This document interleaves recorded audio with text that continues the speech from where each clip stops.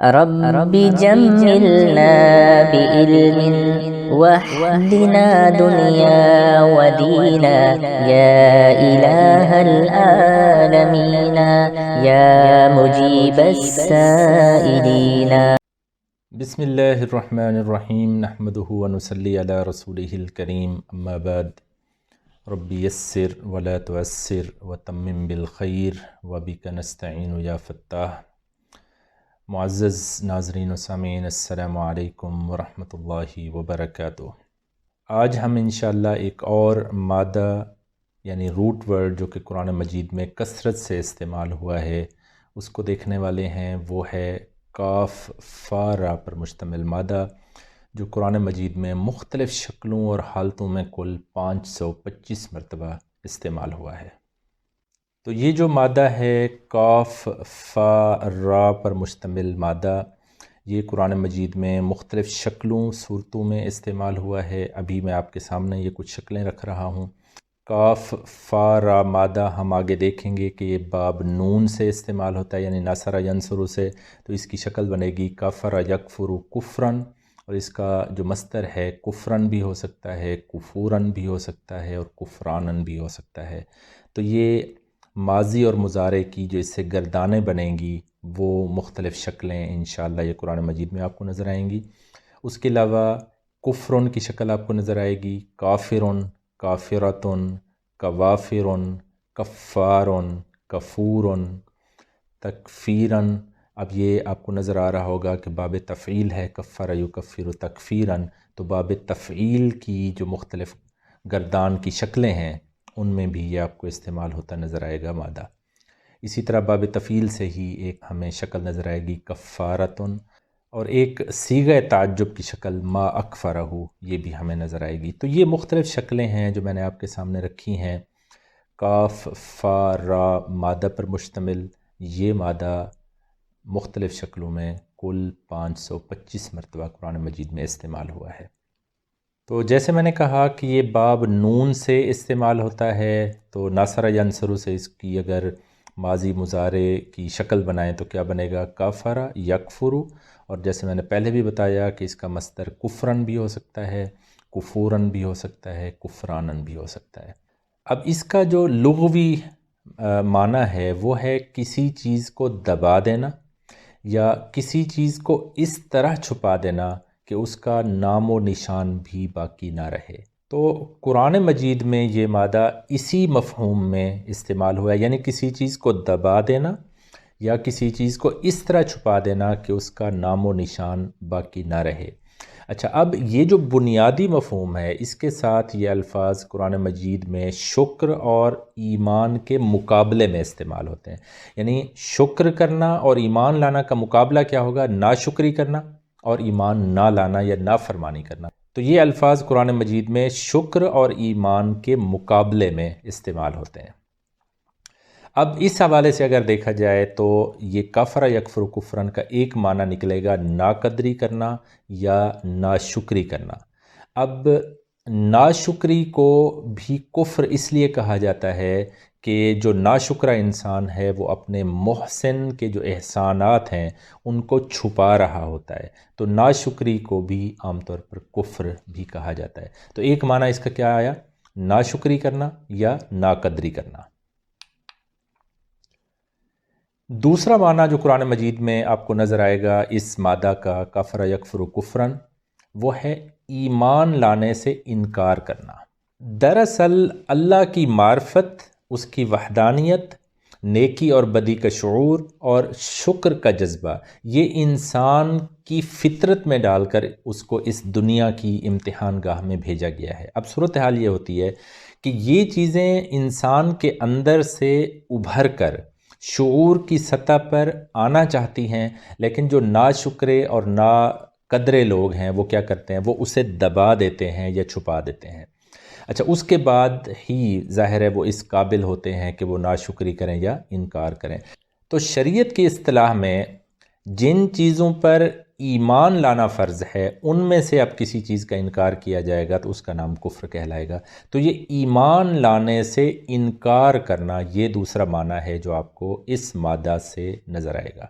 جیسے میں نے کہا کہ کفر یکفر سے 3 آپ کو مصدر کی شکلیں نظر آ سکتی ہیں. ایک ہے کفرن، تو وہاں سے کفرن کا جو لفظ ہے یہ زیادہ تر دین سے انکار کرنے کے لیے استعمال ہوتا ہے. یعنی جہاں پر دین کا انکار ہوگا تو یہ کفرن یا کفرن کی شکل آپ کو نظر آئے گی. جیسے یہ آپ کے سامنے ایک آیت ہے سورہ لقمان کی آیت نمبر 12، وَمَن يَشْكُرْ فَإِنَّمَا يَشْكُرُ لِنَفْسِهِ وَمَن كَفَرَ فَإِنَّ اللَّهَ غَنِيٌّ حَمِيدٌ.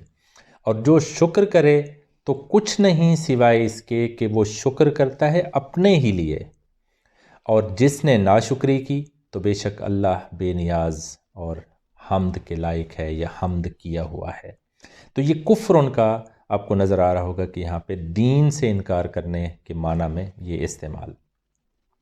لیکن جب آپ کو کفر یکفرو کفرانن مصدر کے ساتھ نظر آئے تو کفرانن عام طور پر استعمال ہوتا ہے جب نعمت کا انکار کیا جا رہا ہو یا اس کی ناقدری کی جا رہی ہو، تو کفرانن کا لفظ آپ کو وہاں پہ نظر آئے گا. جیسے یہ سورۃ الانبیاء کی آیت نمبر 94 میں آپ کو نظر آ رہا ہے فَمَن يَعْمَلْ مِنَ الصَّالِحَاتِ وَهُوَ مُؤْمِنٌ فَلَا كُفْرَانَ لِسَعْيِهِ. تو جو عمل کرے نیکیوں میں سے اس حال میں کہ وہ مومن رہے تو کسی قسم کی کوئی ناقدری نہیں ہے اس کی کوشش کے لیے. تو یہ ایک شکل آپ کو نظر آ رہی ہے کفران کی. زیادہ تر اس وقت استعمال ہوگا جب نعمت کا انکار کیا جا رہا ہو یا اس کی ناقدری کی جا رہی ہو. اور تیسرا جو لفظ تھا کفر یکفر سے کفورن اگر مصدر آپ کو نظر آئے تو کفورن کا جو لفظ ہے یہ دونوں قسم کے انکار کے لیے بولا جاتا ہے جو پیچھے ہم بات کر چکے ہیں، دین کا انکار بھی نعمت کا انکار بھی.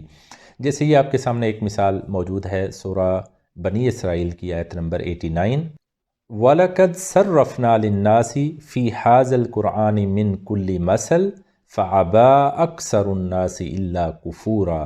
ہم نے مختلف پیرائیوں میں بیان کی ہے لوگوں کے لیے اس قرآن میں ہر طرح کی مثال، تو نہ مانا لوگوں کی اکثریت نے مگر ناشکری کرتے ہوئے. اگر میں آپ کو کہوں کہ کافر یکفرو سے آپ فعل امر بنائیں تو کیا بنے گا؟ اکفر، اور اس کی جمع اکفرو، اس کا معنی ہوگا تو کفر کر. جیسے یہ آپ کو سورۃ الحشر کی آیت نمبر 16 میں نظر آ رہا ہے کمثل الشیطان اذ قال للانسان اکفر. شیطان کی مثال کی مانند جب اس نے کہا انسان سے تو ناشکری کر یا انکار کر. تو یہاں پہ آپ کو یہ فعل امر کا صیغہ نظر آ رہا ہے. اگر میں آپ کو کہوں کہ کافر یکفرو سے اسم الفاعل بنائیں تو اسم الفاعل کا طریقہ کیا تھا؟ ثلاثی مجرد سے فاعل کے وزن سے، تو یہ بنے گا کافرون. کافرون کی جمع آپ کو قرآن مجید میں کافرون یعنی جمع مذکر سالم کی شکل بھی نظر آئے گی، اور کفارون اور کافرتون یہ جمع مکسر کی شکلیں بھی نظر آئیں گی. تو کافرون کی جمع کافرون بھی ہو سکتی ہے، کفارون بھی ہو سکتی ہے، اور کافرتون بھی ہو سکتی ہے. اس کا معنی کیا ہوگا؟ کفر کرنے والا یا انکار کرنے والا یا پھر ناشکری کرنے والا. جیسے آپ کو سورۃ النبا کی آیت نمبر 40 میں نظر آ رہا ہوگا وَيَقُولُ الْكَافِرُ يَا لَيْتَنِي كُنْتُ تُرَابًا، اور کہے گا انکار کرنے والا اے کاش میں مٹی ہوتا.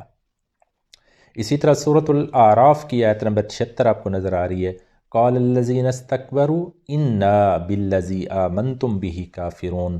وہ متکبر لوگ کہنے لگے ہم تو اس چیز کے منکر ہیں جس پر تم ایمان لا چکے ہو.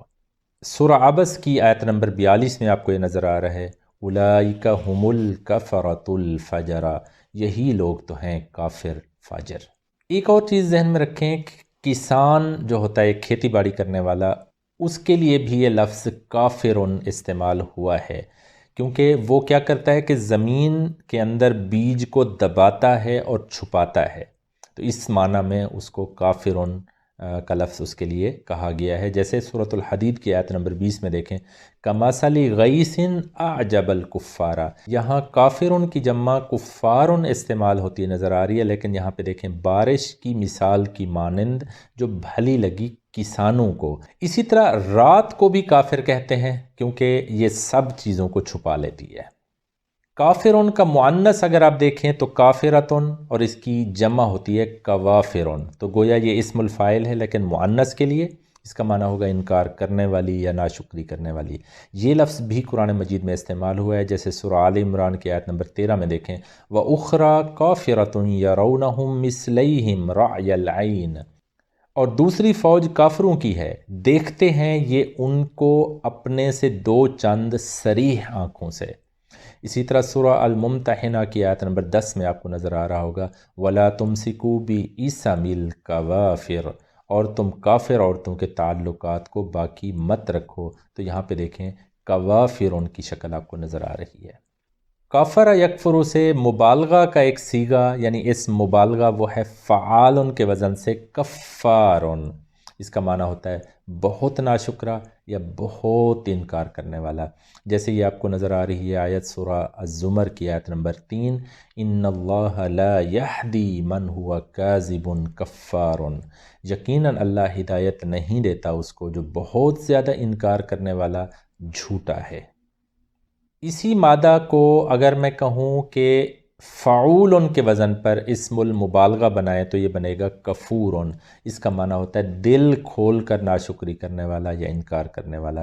جیسے یہ آپ کو سورۃ الحج کی آیت نمبر 66 میں نظر آ رہا ہے، بے شک انسان دل کھول کر ناشکری کرنے والا ہے، ان الانسان لکفور۔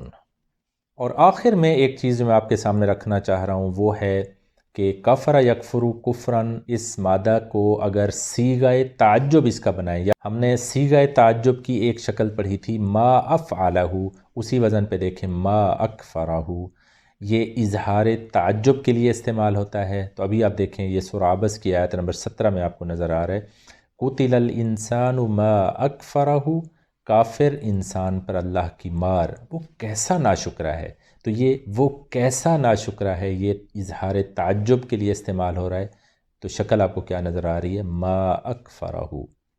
یہ مادہ باب تفعیل سے بھی استعمال ہوتا ہے۔ تو باب تفعیل سے اگر آپ اس کو دیکھیں تو کیا بنے گا کفر یکفر تکفیرا، کیونکہ فعل یفعل تفعیلا یہ وزن تھے ہمارے۔ یہ مختلف معنوں میں آپ کو استعمال ہوتا نظر آئے گا۔ جیسے ایک معنی اس کا ہوگا کسی کی ناپسندیدہ چیز کو اس سے دور کرنا، یا کسی چیز کو اس طرح چھپانا اور ڈھانپنا کہ گویا وہ کبھی تھی ہی نہیں، یا غلطی کا جرمانہ ادا کر کے اس کی سزا کو دور کرنا، یا پھر کفارہ ادا کرنا۔ جیسے یہاں پہ سورہ محمد کی آیت نمبر 2 کا ایک حصہ آپ کے سامنے ہے کفر عنہم سیئاتہم واصلح بالہم، اس نے یعنی اللہ نے دور کیا ان کی برائیوں کو ان سے، اور اس نے اصلاح کی ان کی حالتوں کی۔